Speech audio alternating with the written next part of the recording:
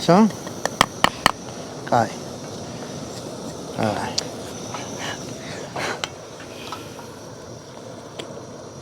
ესენი ახლა ერთმანეთში გადაურიოთ კარგად. სოკო საერთოდ არის გემრიელი. სასარგებლოც არის. და რავი, ყველა მცენარეზე ახლოს სოკოსაც გააჩნია რომელია სასარგებლო. არა, ყველა არა, შხამიანზე ყველა შენ ეგეთ რაღაცებს რატო აკეთებ? მე შევისწორი ასე. შვილი მამაცო სახლის აშენებას ასწავლეთ. აი, გეშენ საქმე ახლა ეგრეა. აი. ეხლა ამას დავაფაროთ. ეს ხარ უნდა. რა, არაფერი არ უნდა ჯერ. სახურავი დააფარე.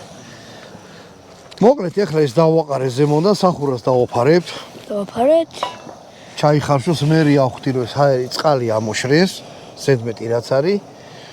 მოვაყრი მწვანილს, ერთი-ორჯერ გადაურებ და მე დავჭი და კაი პური ვჭამ. აი ეხლა ნახეთ. დადგა ჟამი ჭეშმარიტი. ის აიღე?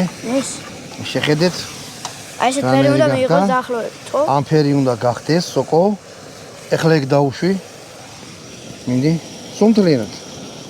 ეს არის ოხრახუში, თინძი და ცოტა კამა. ეს. და ამას გადაურევთ.